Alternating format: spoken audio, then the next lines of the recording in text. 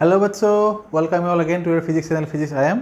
आज हम लोग पढ़ने जा रहे हैं न्यूटन्स लॉ ऑफ मोशन का लेक्चर नंबर 7, जिसमें हम लोग कवर करेंगे न्यूटन्स लॉ ऑफ मोशन के ऊपर कुछ न्यूमेरिकल्स। तो पहला न्यूमेरिकल आप लोग देखो, यहाँ पे एक बहुत बढ़िया न्यूमेरिकल है ये। इसमें क्या बोला है देखो, a lift of mass 2000 kg is supported by a thick steel ropes if maximum upward acceleration of the lift is 1.2 metre per second square. This is your acceleration of the lift which is moving upward and the breaking stress is 2.8 into 10 to the power 8 Newton पर metre square. मतलब ये है आप लोगों का pressure जो string के ऊपर आ रहा है। What should be the maximum diameter of the rope. मतलब आप लोग क्वेश्चन के हिसाब से जो डायग्राम हम लोग बनाएंगे, तो डायग्राम पहले आप लोग देखो एक बार। तो सपोज हमारे पास ऐसे लिफ्ट है। इस लिफ्ट के अंदर हम लोग के पास जो लिफ्ट का जो मास है टोटल, वो है मास m इक्वल टू है आप लोगों का 2000 kg। ये है लिफ्ट का मास और लिफ्ट ऊपर की तरफ जा रहा है। और सपोज इस लिफ्ट का जो स्ट्रिंग है, सपोज ये स्ट्रिंग है, इसका जो ये जो आप लोगों का है, ये सपोज आपका डायमीटर है। और इसमें क्या हो रहा है, टेंशन क्रिएट हो रहा है, वो है अपवर्ड डायरेक्शन में। और लिफ्ट जा रहे हैं अपवर्ड डायरेक्शन में। और इसका जो वेट होगा वो किस तरफ होगा, नीचे की तरफ होगा, mg, ये ऐसा है। और रिएक्शन फोर्स जो टेंशन यहाँ पे क्रिएट होगा, तो आप लोग देखोगे अभी क्या क्या आ रहा है इधर। तो पहले हम लोग देखेंगे इधर क्या होगा। तो लिफ्ट का जो मास है, लिफ्ट का मास m दिया है आप लोगों का 2000 kg, 2000 kg। और लिफ्ट में जो टेंशन अभी यहाँ पर क्रिएट हो रहा है, लिफ्ट का टेंशन जो क्रिएट हो रहा है, यहाँ पे क्या बोला गया है, लिफ्ट मास 2000 kg और ये किस तरह जा है, अपवर्ड डायरेक्शन में जा रहा है। तो एक्सीलरेशन यहाँ पे जो है आप लोगों का, वो है आप लोगों का 1.2 मीटर पर सेकेंड स्क्वायर। और g का जो वैल्यू है वो है आप लोगों का 9.8 मीटर पर सेकेंड स्क्वायर। तो आप लोग बच्चों यहाँ पे देखो, when the lift is moving upward, अगर लिफ्ट अपवर्ड डायरेक्शन में जाएंगे, हमारे पास लिफ्ट का जो आप लोगों को मैं क्वेश्चन दिया था, मतलब इसे थ्योरी दिया था आप लोगों को, उसमें क्या होगा, जो टेंशन क्रिएट होगा लिफ्ट के स्ट्रिंग के ऊपर, ये लिफ्ट का स्ट्रिंग है, इस लिफ्ट का स्ट्रिंग जो है, इस स्ट्रिंग के ऊपर कितना टेंशन क्रिएट होगा वो आप लोग देखो, वो कितना आएगा। देखो यहाँ पे लिखो, when the lift is moving upward,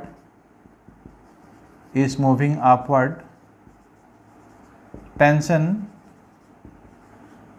produced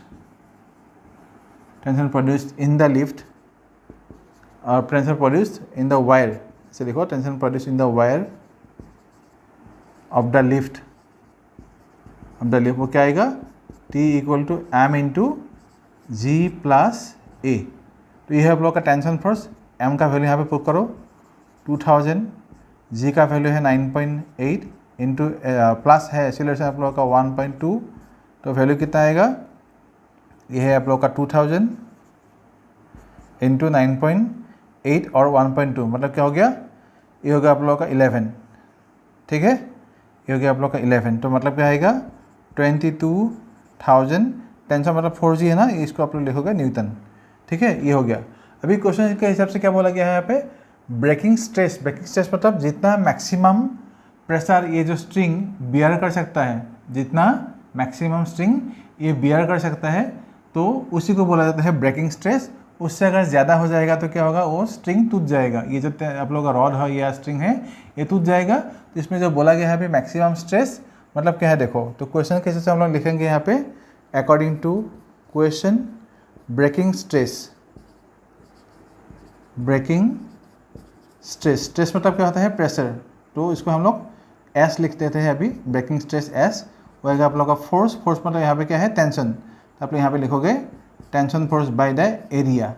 और टेंशन फोर्स मतलब यहाँ पे हमारे पास क्या है, T मतलब आप लोग का यहाँ पे है breaking stress S is equal to, आप लोग क्या लिखोगे इधर, यानी कि आप लोग यहाँ पे फोर्स भी लिख सकते हो। ब्रेकिंग स्ट्रेस मतलब क्या होगा, फोर्स बाय एरिया।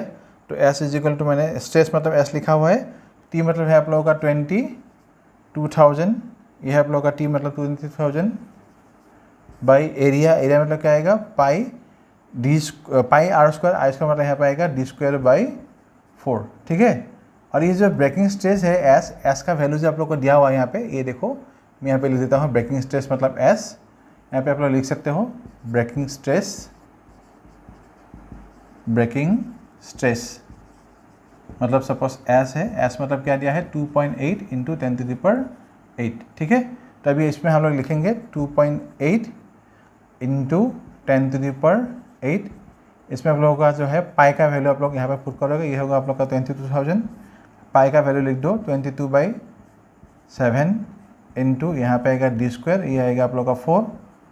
इसको सॉल्व करने से क्या आएगा, ये 22 और ये कैंसिल हो जाएगा, तो फाइनल यहाँ पे क्या रहेगा 1000। 7 ऊपर जाएगा तो क्या आएगा 7000 हो जाएगा, और 4 भी ऊपर जाएगा। तो मैं इसको थोड़ा सा सिंप्लीफाई कर देते हो, ये होगा आप लोग का 2.8 इंटू 10⁸ इक्वल टू 7 4 जा 28, मतलब यहाँ पे क्या आएगा 28,000। ये दोनों ऊपर की तरफ जाएगा न्यूमरेटर में और नीचे आएगा आप लोग का d²। तो अभी इसको अगर थोड़ा सा सॉल्व करेंगे तो क्या आएगा, देखो d² आ गया, ये है आप लोग का 28,000 और नीचे है आप लोग का 2.8 इंटू 10⁸। तो फाइनली इसका जो वैल्यू आप लोगों को आएगा वो कितना आएगा, देखो ये 28, इसमें से अगर आप लोग इसको ये करोगे तो यहाँ पे आएगा 28,000 और नीचे जाएगा आप लोग का 2 पर यहाँ पे डेसिमल यहाँ पे लेंगे तो क्या आएगा 10⁻+7, इसको आप लोग यहाँ पे लिखोगे 10⁻−7 आ जाएगा। इससे इसको काटो, काटने से क्या आएगा, कैंसिल होने से यहाँ पे आएगा 1000। तो मतलब क्या होगा फाइनली d² का जो वैल्यू होगा, d² क्या आएगा यहाँ पे 10⁻⁻4, 10⁻⁻4। तो इसका वैल्यू क्या आएगा d² मतलब 10⁻⁻4। तो फाइनली क्या आएगा d = 10⁻⁻2, मतलब क्या आएगा 0.01 मीटर। तो this is your diameter of the rope. जो हम लोगों को यहाँ पे क्वेश्चन में पूछा गया था what is the diameter of the rope, तो ये है आप लोगों का आंसर फाइनल d = 0.01 मीटर। मतलब इतना डायमीटर होने से थिकनेस इतना अगर होगा वायर का तो वो टूटेगा नहीं, वो मैक्सिमम जो बियर ब्रेकिंग स्ट्रेस था 2.8 इंटू 10⁸ न्यूटन पर मीटर², वो बियर कर पाएगा अगर उसका डायमीटर होगा आप लोगों का 0.01 मीटर। ठीक है, इसको पॉज करके लिखो।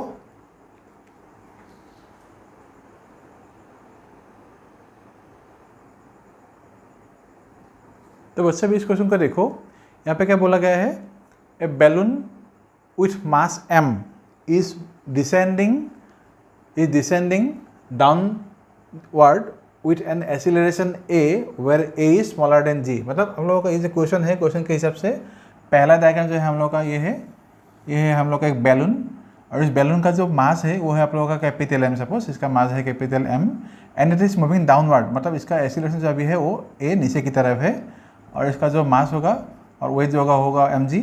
And since it is moving downward, मतलब इसमें कुछ रिटार्डिंग फोर्स होगा, जो रिटार्डिंग फोर्स इसके ऊपर लग रहा है वो है आप लोगों का अपवर्ड डायरेक्शन में, ये है आप लोगों का force which is retarding force F। तो ये इसलिए क्या होगा, अभी डाउनवर्ड है क्योंकि इसका सपोज मास नीचे की तरफ है, लेकिन बोला क्या गया है यहाँ पे विद एन एक्सीलरेशन a, और ये डिसेंडिंग बोला है, तो और एक्सीलरेशन जो है एक्सीलरेशन ड्यू टू ग्रेविटी से क्या है कम है। अभी क्या बोला है, व्हाट मास m ऑफ इस कंटेंट मास बी रिमूव, मतलब अभी ये जो मास हमारे पास था इसमें से अगर हम लोग छोटा सा मास, मतलब थोड़ा सा मास इसमें रिमूव करेंगे, ये क्या होगा ऊपर की तरफ जाने की कोशिश करेगा, या ऊपर की तरफ जाएगा, तब इसका एक्सीलरेशन होगा आप लोग का a, और फाइनली यहाँ पे आएगा फिर से m - m इंटू g, जो इसका वेट है नीचे की तरफ, और इसका जो फोर्स होगा वो फोर्स ऊपर की तरफ ही है, रिटार्डिंग फोर्स। और अभी एक्सीलरेशन क्या होगा, ये स्मॉल m जो मास था इस m से इसको हटा देने से क्या होगा, ये ऊपर की तरफ मूव करने की कोशिश करेगा। अभी क्वेश्चन में क्या बोला गया है, ये जो m का वैल्यू होगा ना, यहाँ पे जो बोला है व्हाट मास m ऑफ इस contents mass be remove so that it starts moving upward with an acceleration of a। तो इन दोनों में एक्सीलरेशन डिसेंडिंग और असेंडिंग दोनों का सेम होगा। तो पहले हम लोग इसको लिखेंगे, इसका स्टेटमेंट लिखो आप लोग, क्या लिखेंगे स्टेटमेंट में, इफ यहाँ पे लिखोगे इफ बैलून इज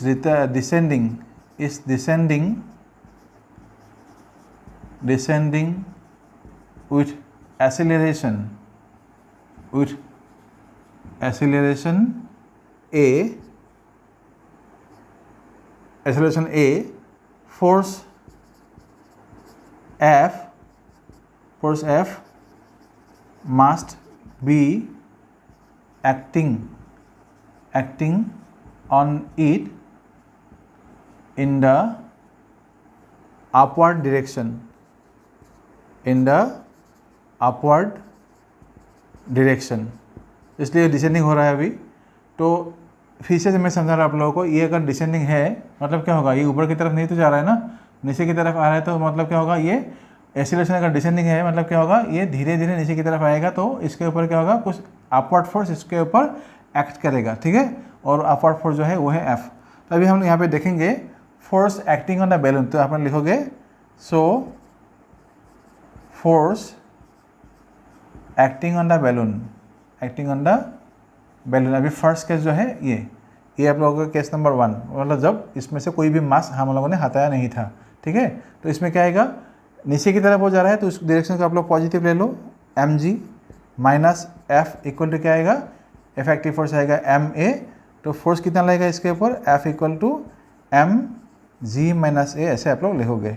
m को अगर इस तरफ ले होगा तो क्या होगा, m कॉमन आने के बाद g माइनस ए आएगा, और ये f इस तरह जाने से ये हो गया आप लोगों का, ये होगा आप लोगों का फोर्स का इक्वेशन। जो पहला केस था जब हम लोगों ने मास इसमें से नहीं हटाया था। अभी सेकेंड केस में अगर हम देखेंगे केस 2, यहाँ पे आप लोग लिख सकोगे केस 1, तो यह है आप लोगों का केस 2। केस 2 में क्या है, अभी जो बैलून था, बैलून में से हम लोगों ने मास स्मॉल जो है उसको हटा दिया, अभी वो अपवर्ड डायरेक्शन में जाएगा। तो आप लोग लिखोगे after removing mass, after removing mass m from the balloon, removing mass from the balloon. अभी क्या है आप लोगों का, force acting on the balloon, तो force acting on the balloon, वो क्या आएगा, force acting on the balloon. आप लोग देखो तो होगा आप लोग को, वो अभी अपवर्ड डायरेक्शन में जा रहे हैं, तो इसको हम लोग लिखेंगे F माइनस एम इंटू जी, और यहाँ पे आएगा आप लोगों का m माइनस एम इंटू ए। अभी ये जो फोर्स था इस F में इक्वेशन 1 से जो आपको वैल्यू मिला था उसको आप लोग यहाँ पे पुट करो।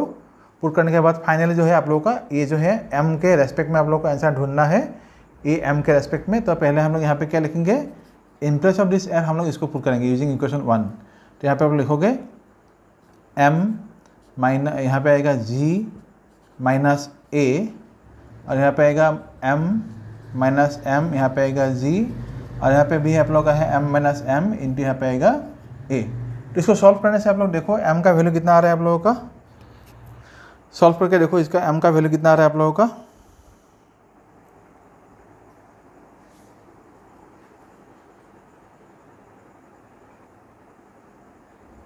तो अभी देखो वैल्यू कितना आ रहा है आप लोगों का, यहाँ पे सॉल्व करने के बाद इसको आप लोग मल्टीप्लाई करके दे दो एक बार। तो मल्टीप्लाई करने के बाद क्या होगा, यहाँ पे ये आएगा आप लोग का mg माइनस m इंटू ए, ये माइनस mg आएगा, और माइनस माइनस ये होगा आप लोगों का प्लस, तो यहाँ पे आएगा प्लस mg, और इस तरफ आएगा आप लोगों का ma, और यहाँ पे आएगा ma। तो आप लोग यहाँ पे देखोगे तो क्या आएगा, ये mg कैंसिल हो गया, और यहाँ पे है ma, यहाँ पे है m। अभी हमको चाहिए क्या, in terms of this m हमको आंसर चाहिए। तो आप लोग यहाँ पे mg को इधर रख दो, और ये m को भी जो ये पार्ट है इसको भी इधर ले आओ, और इसमें से पहले ही हम लोगों के पास ma है, ये माइनस m अगर इधर जाएगा तो क्या आएगा, 2m आ जाएगा। तो इसमें से अगर हम रखेंगे तो क्या आएगा वैल्यू, m को आप लोग कॉमन ले लो, ये आएगा g प्लस a, यहाँ पे है आप लोगों का 2ma। तो फाइनली जो हमको मास मिलेगा m equal to 2m into A by G plus A. तो इतना सा मास जो है आप लोगों को हटाना होगा from the balance so that it is moving upward, ठीक है। इसको आप लोग पॉज करके लिखो, ये आप लोग का आंसर। ये क्वेश्चन बच्चों आप लोगों को AIPMT में पूछा गया था 2014 में, जो मतलब अभी जो नीट है आप लोगों का, तभी 2014 में AIPMT मतलब all India pre medical test था, तो तब इसको पूछा गया था। तो इसको पॉज करके लिखो, अच्छा क्वेश्चन है।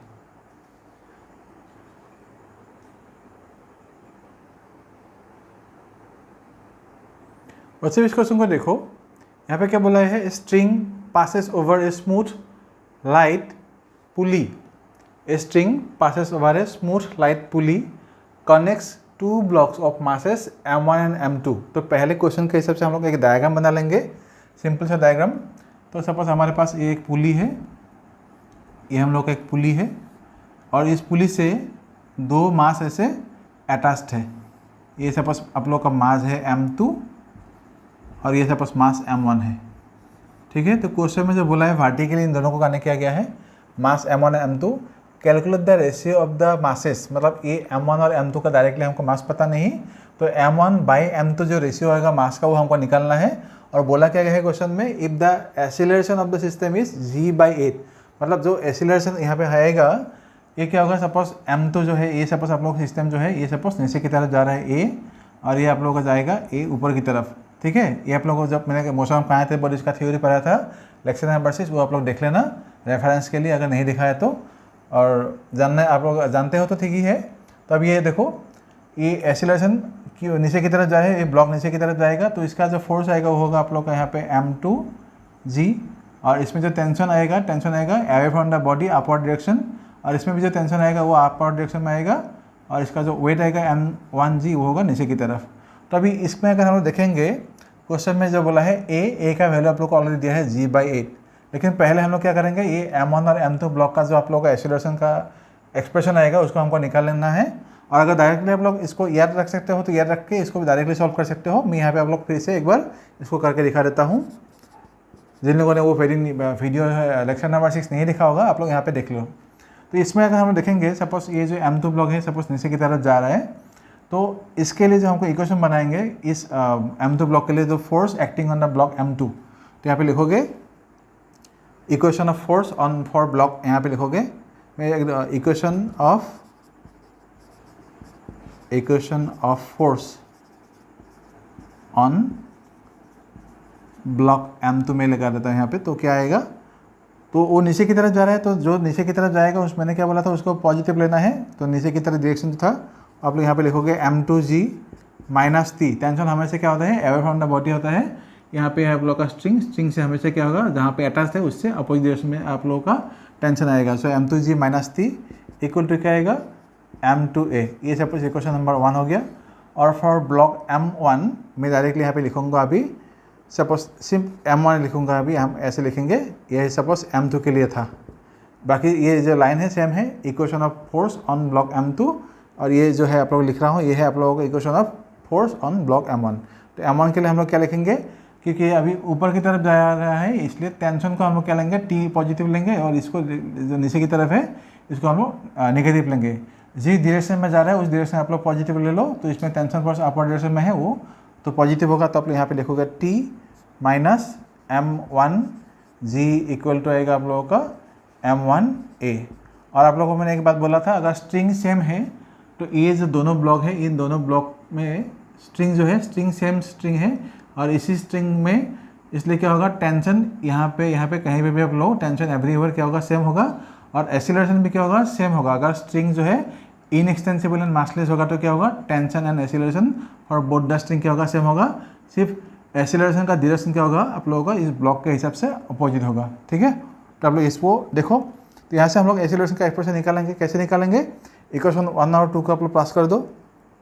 इक्वेशन 1 प्लस 2 अगर हम लोग करेंगे तो क्या आएगा वैल्यू, ये टी कैंसिल हो जाएगा, तो इसमें आप लोगों को मिलेंगे जी, तो यहाँ पे आएगा m2 माइनस m1 इंटू जी आएगा, और इस तरफ क्या आएगा आप लोगों का, ए कॉमन लाओगे, ये आएगा m1 प्लस m2, और अभी यहाँ पे मिलेंगे expression a equal to m2 minus m1 by m1 plus m2 into G. तो this is your expression for the acceleration. लेकिन अभी हमको क्या बोला गया है, एक्सीलरेशन का वैल्यू हमको यहाँ पे ऑलरेडी दिया हुआ है, तो यहाँ पे लिखोगे given a equal to already हमारे पास है g/8, तो यहाँ पे आप लिखोगे g/8। इसको हम लोग इस इक्वेशन में अगर पुट करेंगे तो क्या आएगा वैल्यू देखो, तो यहाँ पे लिखेंगे इन प्लेस ऑफ a हम लोग लिखेंगे g/8, और इस तरफ आप लोगों का m2 माइनस m1 बाई यहाँ पे है m1 प्लस m2 इंटू जी। अभी जो g है, g दोनों से तरफ से क्या होगा, कैंसिल हो जाएगा, तो यहाँ पे क्या रहेगा m2 minus m1 by m1 plus m2 equal to 1/8। अभी हमको क्वेश्चन में क्या बोला गया था, यहाँ तक तो हमको मिल गया, जी कैंसिल होकर फाइनली आ गया। क्वेश्चन में क्या बोला है, calculate the ratio of the masses, मतलब हमको क्या चाहिए, m1/m2 चाहिए। अगर m1/m2 चाहिए तो हम लोग क्या करेंगे, न्यूमरेटर और डिनोमिनेटर दोनों को m2 से डिवाइड करेंगे। इसलिए यहाँ पर क्या करेंगे, ये देखो m2 से हम लोगों ने डिवाइड कर दिया, न्यूमरेटर डिनोमिनेटर क्यों डिवाइड किया, क्योंकि हमको m1/m2 रेशियो चाहिए, तो इसमें इसलिए हम लोग न्यूमरेटर डिनोमिनेटर दोनों को m2 से डिवाइड कर रहा हूँ। m1/m2 यहाँ पे भी क्या आएगा प्लस m2/m2 इक्वल टू आएगा आप लोगों को 1/8। ठीक है, अभी आप लोग देखो ये m2 क्या होगा, कैंसिल होने के बाद क्या आएगा 1, यहाँ पे आएगा m1/m2 और नीचे भी क्या होगा आप लोगों का, ये होगा आप लोगों का m1/m2 प्लस यहाँ पे आएगा 1। इसको अभी हम लोग सॉल्व करेंगे तो क्या आएगा, यहाँ पे आएगा आप लोग को 1/8। इसको अगर सॉल्व करेंगे तो क्या आएगा 8 इसके साथ मल्टीप्लाई हो जाएगा तो क्या आएगा 8 × 1 माइनस m1/m2 और इस तरफ आप लोगों का जाएगा 1 प्लस m1/m2।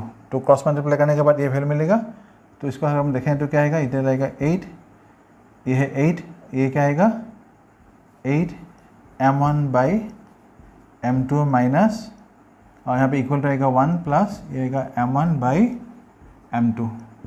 तो इसको इस तरफ ले आओ तो क्या आएगा 8 + 1 ये होगा 9, इसको इस तरफ ले जाओगे तो क्या आएगा, ये 9 नहीं होगा, ये 7 होगा, 8 - 1, तो इसको लिखोगे, एक बार लिख देता हूँ, इस तरफ जाएगा तो क्या आएगा 8 m1/m2 प्लस ये है आप लोग का m1/m2। सो सॉल्व करने से क्या आएगा, ये होगा आप लोग का 7 और इस तरफ क्या आएगा, इस तरफ क्या आएगा वैल्यू, नीचे आएगा आप लोग का m2 और ऊपर आएगा आप लोग का 9m1। तो मतलब रेशियो सही है हम लोगों को, तो m1/m2 इक्वल टू 9 इसका तरफ ले आओ तो क्या आएगा 7/9। तो this is your ratio and this is your final answer. तो इसको पॉज करके लिखो, आई होप आप लोग ये समझ में आ गया होगा, तो इसको पॉज करके लिखो।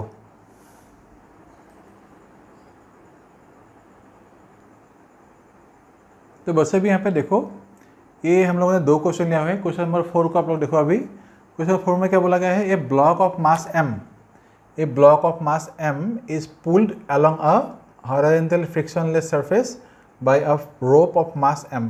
तो मतलब क्या है, सिचुएशन जो है, सिचुएशन कैसे है आप लोग पहले उसको देखो।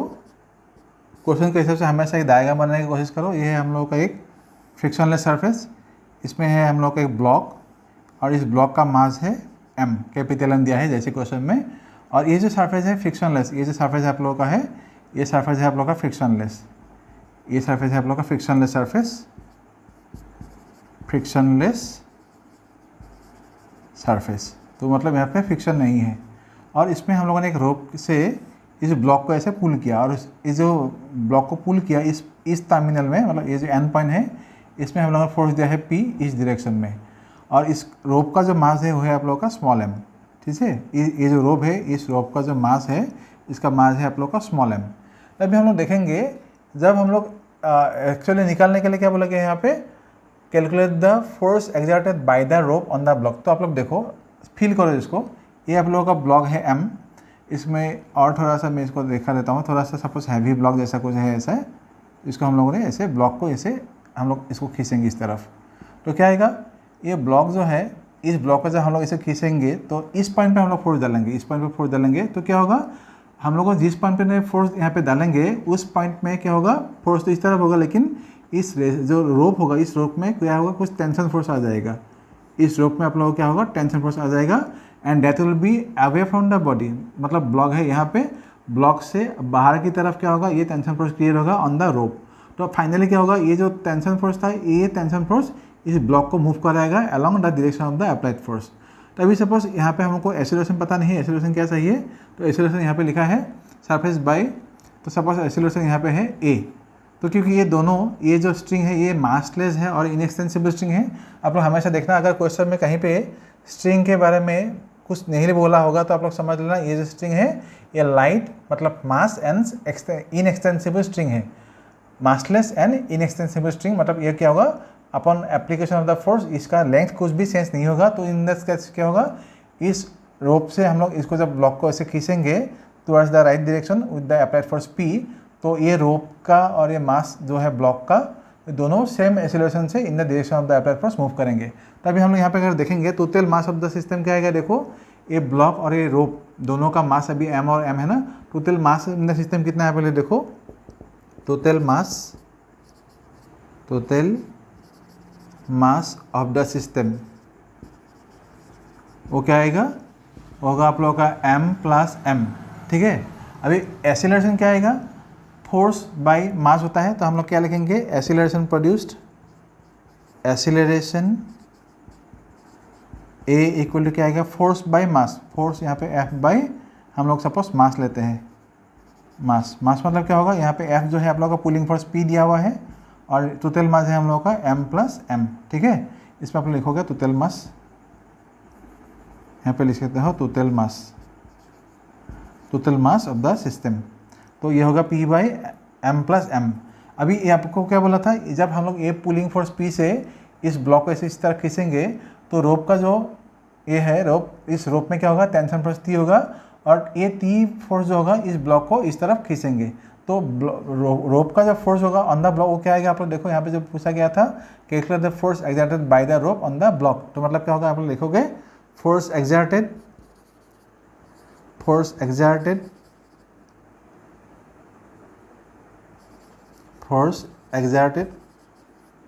by the rope on the block, वो क्या आएगा, T, फोर्स कितना आएगा T, और T से हमको ब्लॉक में मिलेंगे फोर्स कितना आएगा, वो होगा MA। इस T फोर्स की वजह से क्या होगा, ब्लॉक में जो आप लोग का फोर्स आएगा वो होगा आप लोग का MA, तो M तो आप लोग को पता ही है ब्लॉक का मास, A मतलब क्या था, हमको क्या मिला था, P by m plus m, तो आप लोग यहाँ पे लिखोगे P by m plus M.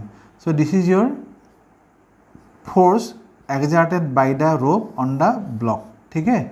इस क्वेश्चन आंसर यहीं पे है। तो ये क्वेश्चन आप लोगों को बहुत पहले AIEEE में आया था, मतलब इंजीनियरिंग एंट्रेंस जो आप लोगों को होता है ना, all India engineering entrance examination, बहुत पहले 2003 में इसको आया था, तो इसको आप लोग यहाँ पे लिखोगे AIEEE 2003 में, AIEEE ये आया था 2003 में, ठीक है। अभी इस क्वेश्चन को देखो, ये क्वेश्चन भी बहुत बढ़िया क्वेश्चन है, इसको पॉज करके लिखना। इसमें देखो इस क्वेश्चन के हिसाब से जो सिचुएशन आ गया, पहले उसको देखो, तो क्या बोला है यहाँ पे, a block of mass 5 kg lies on a horizontal frictionless plane. तो पहले हम लोग क्वेश्चन के हिसाब से यहाँ पे एक फ्रिक्शनलेस प्लेन बना लेते हैं, ये हम लोग का फ्रिक्शनलेस प्लेन है, ये है आप लोग का ब्लॉक ऑफ मास 5 kg, इसका मास है 5 kg, तो ये फ्रिक्शनलेस सरफेस हो गया।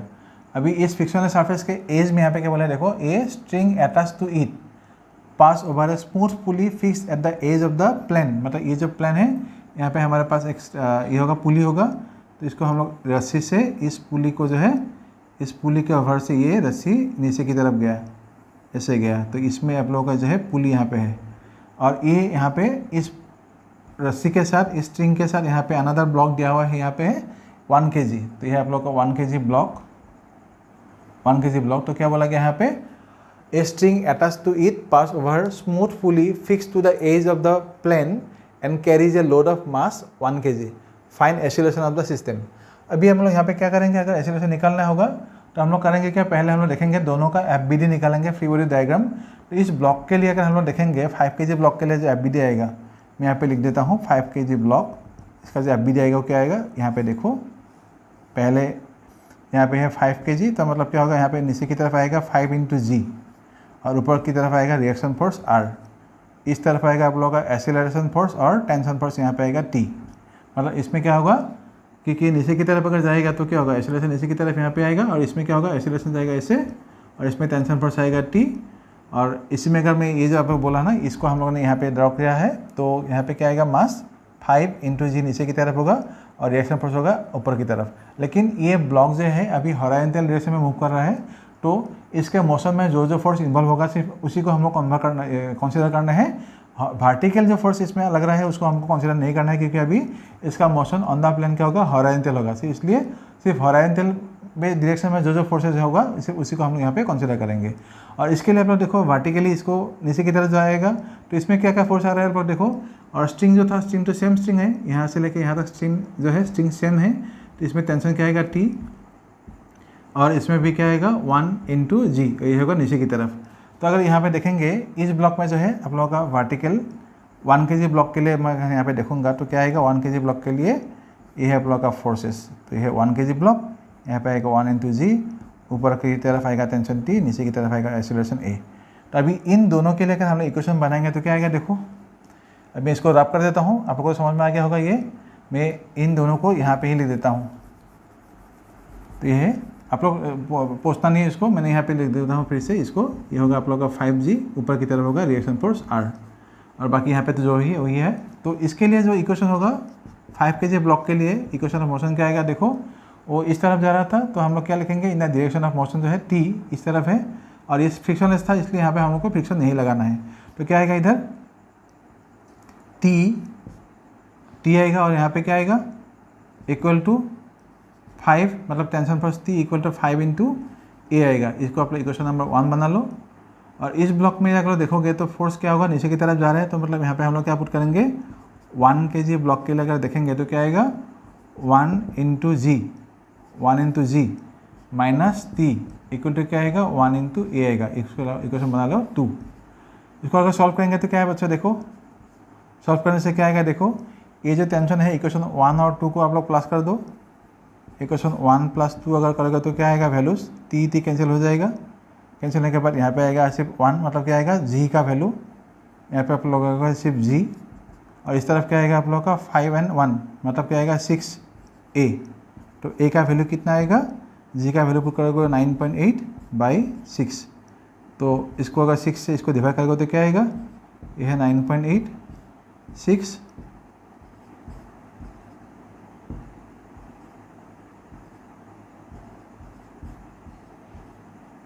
तो 1.63 जैसे यहाँ पे लिखोगे तो एक्सेलरेशन कितना आएगा, A equal to 1.63 metre per second square.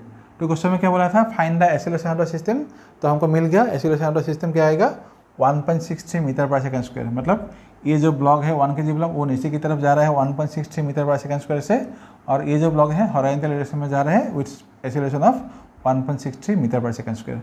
ये दोनों को आप लोग पॉज करके लिखो।